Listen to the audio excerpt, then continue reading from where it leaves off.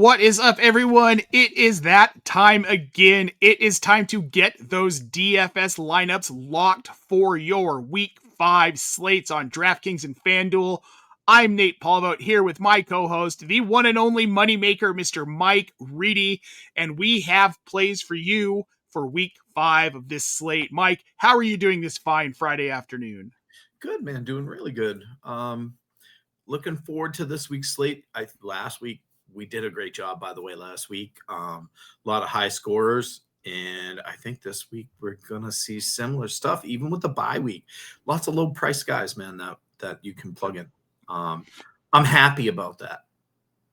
Yeah, there are a lot of guys to plug in, even with injuries, bye weeks. The injuries have been absolutely freaking brutal, and it just keeps getting worse. I swear, Optimus having a news account is terrible for my mental health because I hear about every injury pretty much immediately. But also, it's been a great resource. I've been able to get on stuff very quickly and changing lineups. So if you are watching, check out the Optimus News Desk account. We are on Blue Sky, optimusnews.bsky.social. We're breaking news before most people are breaking news on Blue Sky. We're ahead of most of the NFL analysts that you follow on Twitter. So make sure to check that out. But we have more to talk about, Mike, and that is this Week 5 DFS slate. Let's get right into it with the quarterbacks we like this week. First off, we're going to start with Justin Fields against the Dallas Cowboys, a team we seem to be targeting a lot in these slates every week because their defense really is just very bad. $5,600 on DraftKings for Fields, $7,700 on FanDuel. Mike, this feels low for a guy with so much rushing upside against a bad defense. Yeah, I think it's because he was out for 2 weeks there, right? And this is literally the friendliest defense a passing attack can touch. They give up the most fantasy points to quarterbacks each and every single week. We talk about whoever they play ever since like week 2. It will be doing that the rest of the season. But they give up 339 yards and 3 touchdowns per week to quarterbacks, right? Like, that's just insane. We have the Konami code thing going on with Fields, so I really like him to have a big day this week. A lot of Jets, I think we like this week, by the way. The Cowboys just don't defend the pass well. And what's Fields? 5,600 on DraftKings, 7,700 on FanDuel, price to play. Right? Yeah. Boom. I am playing him right now. So if you watch this and you play against me in my one FanDuel league, he's going there. Chalk block against everybody in the industry. Yeah, I'm telling them right now. Yeah, I'm playing Fields against them this week.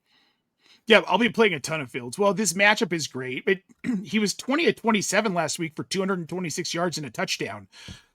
And now he's playing a much weaker defense. I like Fields to be one of like the top 5 quarterbacks in this slate this week. For actual redraft fantasy, I love that I have him rostered as heavily as I do, and especially at the cost because you were getting him later as a back-end QB2. So this is a great play at cost, Mike. The second quarterback, I love this one as well. Jared Goff against the Cincinnati Bengals. If you're noticing a pattern here, you're going to keep noticing it throughout the show. He's $6,500 on DraftKings, $7,800 on FanDuel. Mike, this Detroit offense is one that is just, they are revved up and they are firing on all cylinders right now. And that includes Goff playing very, very well. This is a great matchup. He's a little boomy busty, right? That's what the complaint is about him. He doesn't do it he does it a lot. He scores a lot of fantasy points every season. That's why I was surprised his draft capital falls so far. But Bo Nix, who was not having the season we thought he would have, just annihilated this defense last week for 300 yards and multiple touchdowns. You can pass on them. Over under is 49.5 points. I think Goff, this is a big boom week for him. He's going to throw the football easily against this team. And, the Lions might score 49 points and we might get a couple of points out of the Bengals because their offense is pretty pathetic too. And he's priced right too. 6,500 on DraftKings, 7,800 on FanDuel. I like this. I like Jared Goff a lot this week. Well, and there's some good stacking opportunities with Goff in this matchup. Yeah, I love it. Goff's a guy, again, I'm going to be heavily invested in this week. And then the last quarterback we're going to talk about here, Mike, Jaxson Dart, the upstart rookie quarterback who led the Giants to an upset of the Chargers last week. Did it a lot with his legs, and I'm expecting similar. No Malik Neighbors, done for the season in New York, so we're looking at a more condensed offense for Dart, but this should be a big week against a weak New Orleans defense. Yeah, he had 111 yards and a touchdown, and another 54 and a touchdown last week. The one thing about the Saints, if you look on paper, you might be like, oh, well, they're not that bad against the pass. They've allowed every single quarterback that played them this season to go for multiple touchdowns. So odds are he's going to keep that trend alive. I can see him doing that again. I think last week was probably a floor. So as long as he stays upright, I mean, he looked like he took a little maybe too many hits last week. I'm not sure I like that. If I'm a Giants fan, as a fantasy guy, I don't care, right? I just stay active. And yeah, he's priced right too. 5,300 on DraftKings and 6,900 on FanDuel. Like, none of these guys are crazy high price, and we'll probably just name 3 guys who are definite top 10, potentially top 5 guys this week. Yeah, what I like most about Dart, and where I think the consolidation of this offense is going to matter with Neighbors in these kinds of contests and in fantasy, is that I think it gets condensed down to a lot of running. You want to throw the ball less when you don't have Malik Neighbors, because now teams can hyper-focus on Darius Slayton, and they can hyper-focus on Wan'Dale Robinson. That's probably going to really hurt their production, in my opinion. I believe it will. So this comes down to an offense that primarily runs through Jaxson Dart and Cam Scatabo on the ground. Both of these guys I like very much. It doesn't mean the Giants are going to be good. It doesn't necessarily mean that Jaxson Dart is quite a good NFL quarterback yet. But what it does mean is that you can rely on the fantasy points, because the touchdowns are also going to run through Dart and Scatabo. So this is a great play for quarterbacks this week. I love the Dart call, Mike. Thank you. Another Konami code guy, right? Like, he's going to do a little bit of passing and a little bit of running. I like that a lot too. Yeah. We can get it. Yeah. Think of Daniel Jones when we didn't hate him at first, when he kind of showed flashes of exciting. I feel like that's what Dart is, but I feel like Dart's ceiling is a little bit higher. I think this team's going to take care of him a little bit more than they took care of Daniel Jones. He's more daring too. With that, folks, we are going to now move on to the running backs for this Week 5 DFS slate, and we are going to start with the upstart rookie in Houston this time, Mr. Woody Marks, bursting onto the scene last week, having an enormous game. He is only $5,400 on DraftKings and $5,400 on FanDuel. They are playing Baltimore this week, Mike, but I don't care as much about this matchup because of the way this offense is running. Marks just seems like he's going to see a ton of volume this week. Well, the matchup, surprisingly enough, is literally the best matchup for a running back in fantasy football. The Ravens give up the most fantasy points to running backs, which is shocking because we expect that defense to be good, right? He had 21 total touches last week, 119 yards and 2 touchdowns. I don't know if he'll get 2 touchdowns again this week, right? But the matchup is great. The Ravens give up 166 total yards and 2 touchdowns per week on average to running backs. So, I mean, Nick Chubb might get some of his if he's active and healthy, and he looks slow to me, but that's okay. People keep saying he's still there. He is. It's just a great slot for Woody Marks, and he's priced $5,400 on both apps, right? Yep. That's nice. That's really good price for a guy that can get you probably 100 yards and a touchdown easy this week. I like it a lot. Yeah. Well, I have a Woody over this. There we go, Mike. I knew it was coming. Here's the thing for me with Marks versus Chubb. Chubb last week, 42% snap share, 13 carries, 3.62 yards per carry, which is not great for Chubb. Marks, on the other hand, 56% snap share, 17 carries, 4.06 yards per carry, plus 5 targets to Nick Chubb only getting 2. And this didn't feel like a fluke because Chubb is healthy as far as we all know. Marks is the guy in this offense, and it's an offense that's having a hard time throwing the ball, which makes me like Marks even better this week. The next one we're going to talk about, Mike, David Montgomery. Which one is he? Because it's Sonic and Knuckles. So he's Knuckles, right? Knuckles. I think He's knuckles. David Montgomery, the Lions are up against the Bengals. Like I said, this was going to be a common theme here this week. $5,200 on DraftKings, $6,300 on FanDuel, Mike. A lot of people keep waiting for Jahmyr Gibbs to cut into David Montgomery's value in fantasy. It's not happening.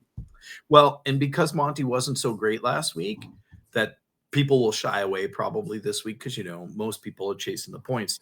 The matchup's amazing. I'd play both guys, by the way, in DFS for sure. You're going to run them both out there, I hope, in season long if you have one or the other. But I'm willing to play both guys. But Monty's the guy I picked for our list. The Bengals give up 123 yards on the ground to running backs.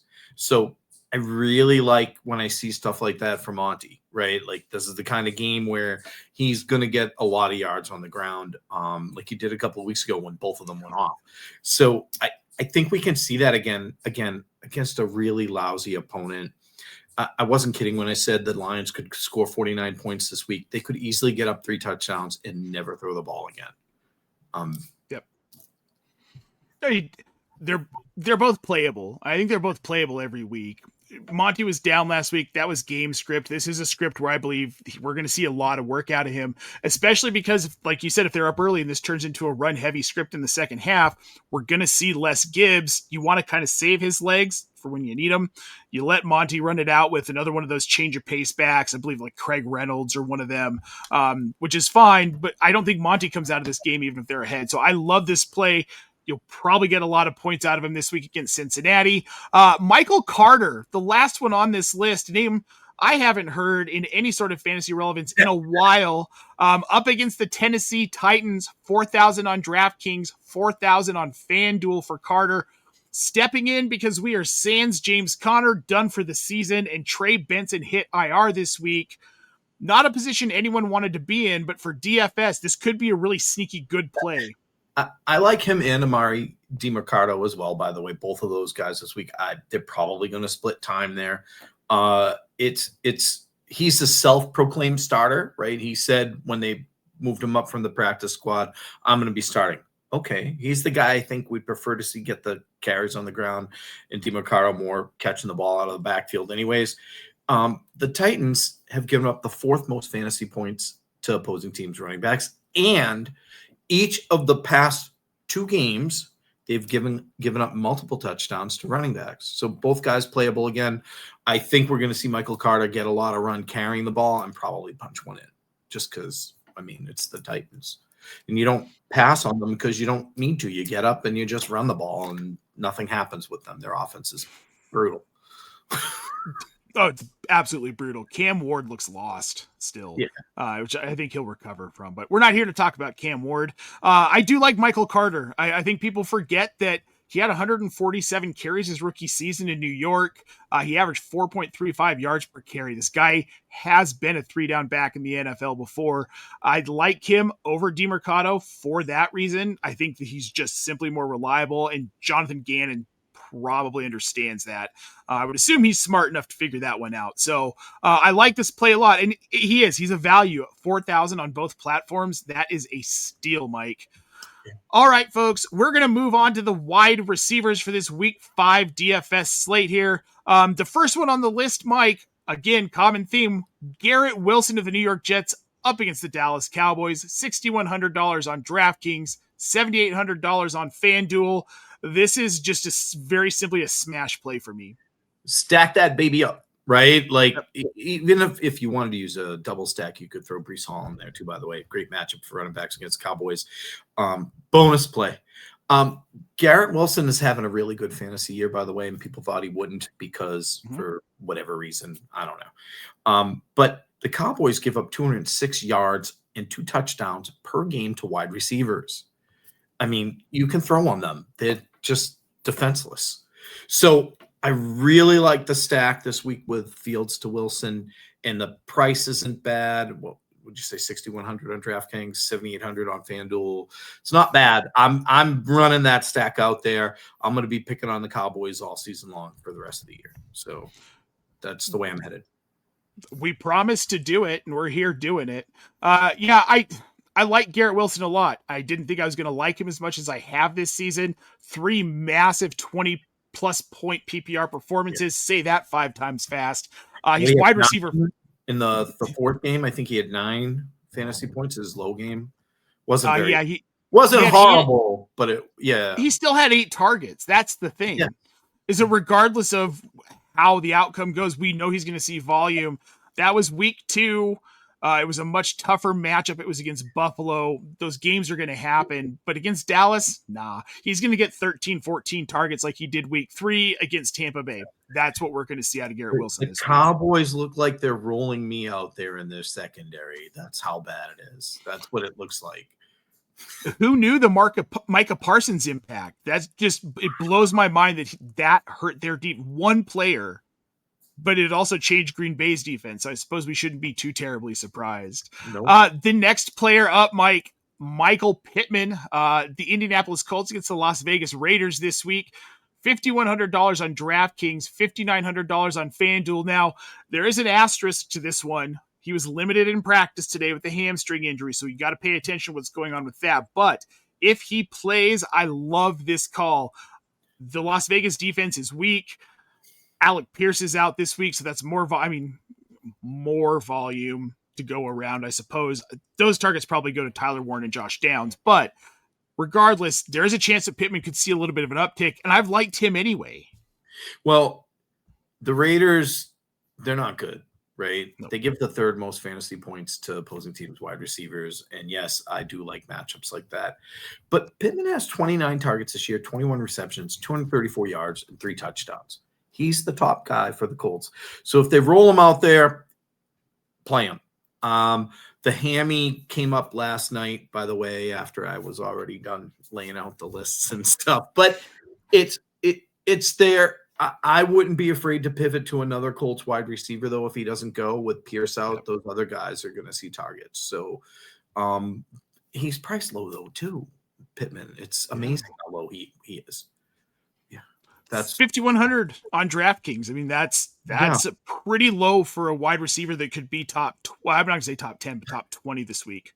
And it wouldn't for shock a guy me. with the numbers he already has this year. I don't know what they're doing with their pricing. Well, and speaking of a numbers guy, our 3rd receiver here, Chris Olave against the New York Giants, 5,200 on DraftKings, 6,100 on FanDuel. And you want to talk about targets here. 43 targets for Olave already. I believe that he's second only to Puka Nacua at this point. He's just seeing a ton of volume. I didn't have high hopes for him in this offense, especially with Rattler. That said, he's seeing volume. He hasn't been spectacular. No, but he has 50 yards and or a touchdown in all 4 games this season, right? So there's some production. He's also gone up against some really tough defenses, and Spencer Rattler's the quarterback. But that's not the case this week. This week it's the Giants, and they give up the 2nd most fantasy points to wide receivers. So we have an easier matchup. We have massive volume. What's not to like, right? Like that's fantasy goodness right there.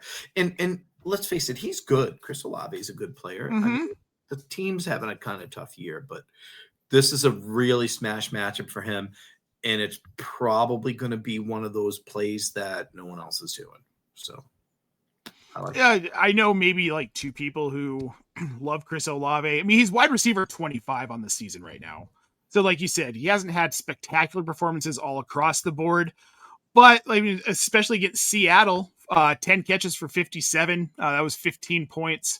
You know, this is a situation like Kendrick Bourne last night, put up a ton of points. Didn't score a touchdown, though. I think Olave could be in a similar situation this week against the Giants. They might not get in the end zone a ton. Those touchdowns will probably go to Rattler and to Kamara and maybe Juwan Johnson, but he'll see a lot of volume, and you can see north of 150 yards in this matchup, so I love it.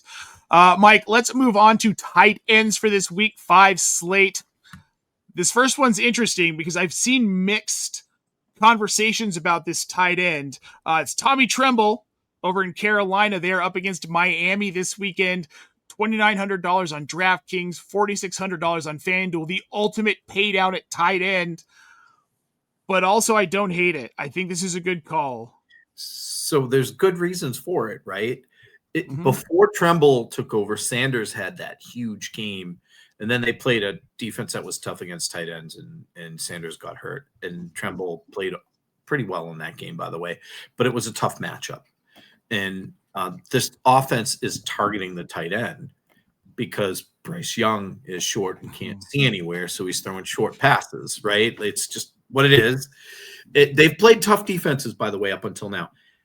Tremble had 8 targets last week, 5 receptions, 42 yards, and a touchdown. Nobody's playing him anywhere, really, which is amazing because the matchup's great. The Dolphins give up the second most fantasy points to tight ends.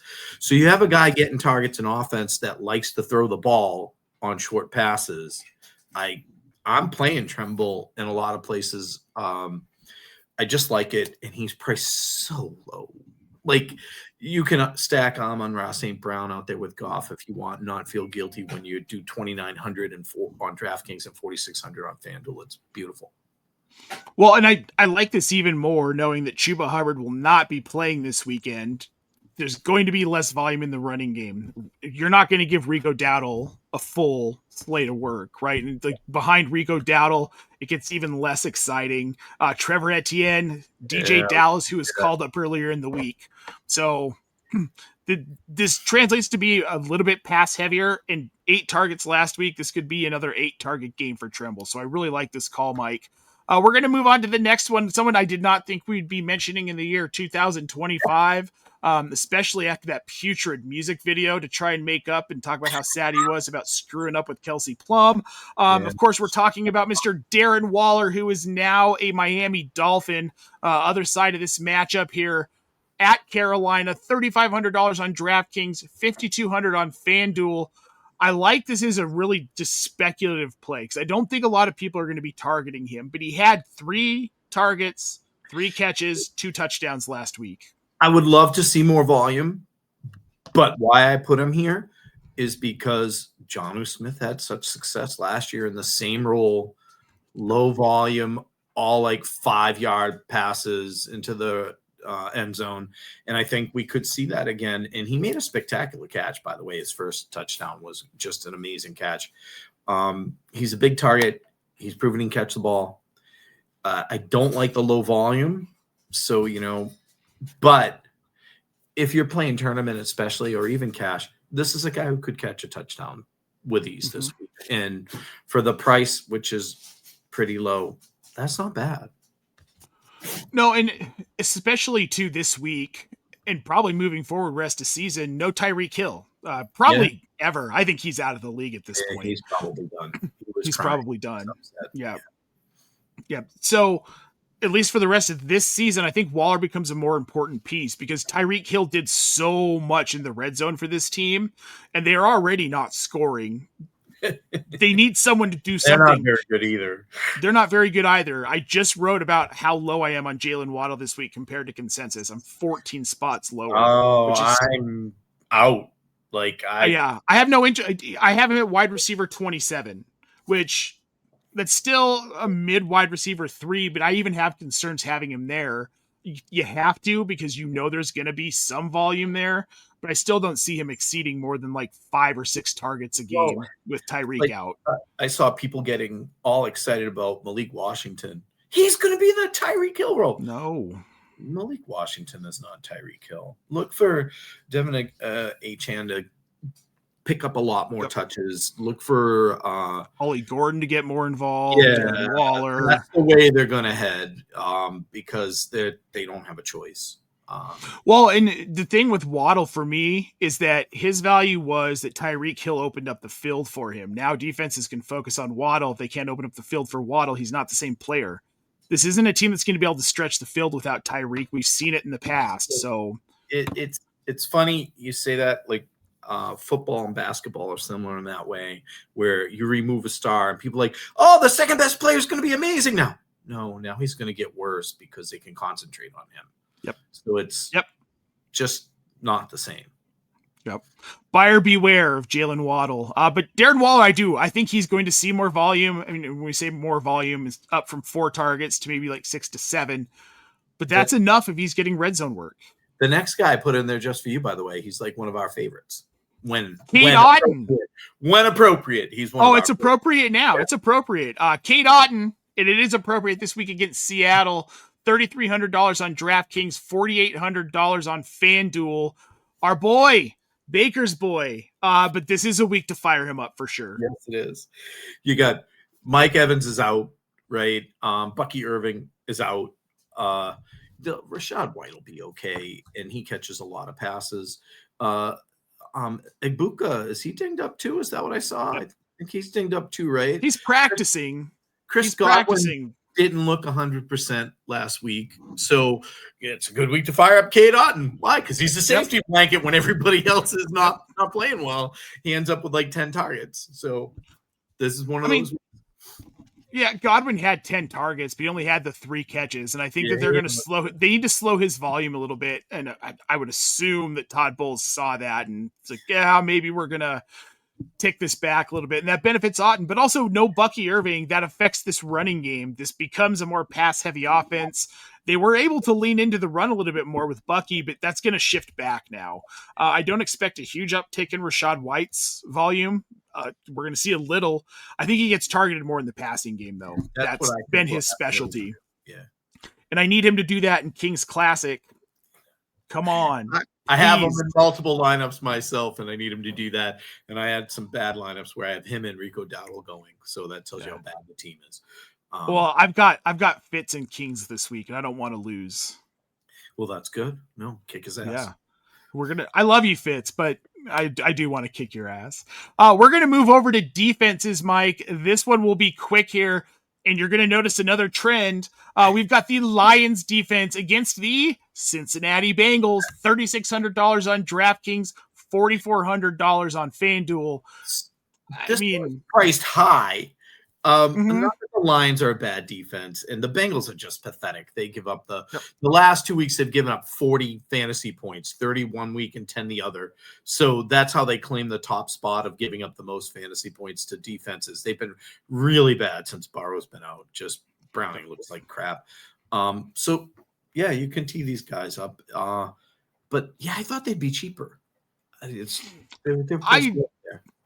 Relative to what you're paying for other positions, I'm fine with paying up. And defense is one where I am okay paying up because $3,600 doesn't break the bank in these contests. They're not my favorite play at defense though this week. No. They're up there, but there are better ones though. The next one we're going to talk about, Cardinals up against the Tennessee Titans, $3,600 as well on DraftKings, $4,400 as well on FanDuel. Again, this is just targeting a bad offense. Cam Ward looks lost. He looks slow. Yes, 4 sacks per week on average against the Titans, right? No Calvin Ridley this week either. Oh, yeah, man, just pathetic. They're trying really hard to give away the most points to fantasy defenses, but the Bengals passed them, right? So, but the Titans, that offense is just really bad. And you can't even trust the running game, right? Like, it's not that good either. So they're priced pretty well also at $3,600 on DraftKings and $4,400 on FanDuel. So I like the Cardinals, but my favorite one's the next one. Well, let's do this one then. It's the Indianapolis Colts up against the Las Vegas Raiders, $3,300 on DraftKings, $4,700 on FanDuel. The love affair with this Indy team being much better than they have been the last few years continues. This week, it's their defense we're hitting. And so the thing is, Geno leads the league in interceptions with 2 per game, right? So you got the Colts playing them this week. The Raiders also give up the 5th most fantasy points to opposing teams' defenses. So teams like that are always on our radar to pick on. Like the Titans and Bengals, whoever's playing them is in this list every single week. But the Colts defense is really good. And look at how they're priced. Well, and that's the thing. Like I would have thought they would have been higher because they're a better. I think they're a better defense than the other two against an almost as bad team. But yeah, the Raiders are going to turn that over. I want that Colts defense to run one in and get a touchdown this week. That's what I want to see. Well, it feels like analysts and odd makers at this point aren't getting the message that Geno Smith isn't the same quarterback he was those first 2 seasons with Pete Carroll in Seattle. He's sort of that quarterback. Have the receiving core though either, right? So he doesn't. And then you have Brock Bowers, and that's it. right? Like there's Yeah. no one else. So it's No. Well, they're one of my favorite streaming this week. Just like Geno Smith is at a point where he's completing 60% of his passes. Like you said, he's averaging 2 interceptions a game. I love this, and I love the Colts, and I love the price. 3,300 is freaking tastic. I'm streaming them everywhere I can as well, by the way, because the Packers are the defense I own in almost every league. Me I had a too. lot of Patriots defense too, but Homer. well, they're going to start clicking on all cylinders pretty soon. So on defense, I'm talking specifically, and the matchups get better for them. So after this week, when they're not playing the Bills and Josh Allen's not dropping 40 fantasy points on people's heads. It's just what he does. He's a guy. I'll fire him up every week. I love him. At least a couple slates. Yeah. I love watching him play. The Bills have done a good job building that team. I would like to see them get a shot at a Super Bowl. Me too. They will. Oh, and I want it for Bills fans too. Long, tortured Bills fans. Well, folks, that does it for us for this week's Optimus DFS show. Get out there, set some lineups, win some money, and tell us about it. Find us on social media. You can find our link tree in the show description. We want to hear about your wins, your bad beats as well. Thanks for joining us today, everybody. It has been a pleasure having you today. If you've got questions about this DFS slate that we did not answer today, head on over to our Discord server. The link is in the show description. 24 hours a day, 7 days a week, and it is always free. We've got DFS, start, sit, waiver wire, NFL best bets, and more. So make sure you check it out. And then when you're done there, head over to tools.optimusfantasy.com. And with the promo code OptimusFall, you can get 25% off your first 4 months of all of our supreme premium data. Check it out today. That's tools.optimusfantasy.com. Use the promo code OptimusFall. Mike, thanks so much for joining me today. It has been an absolute pleasure. Folks, we'll be back next week to hit the Week 6 DFS slate for you on DraftKings and FanDuel. Until then, I'm Nate Polvogt for Mike Reedy. We'll see you next week.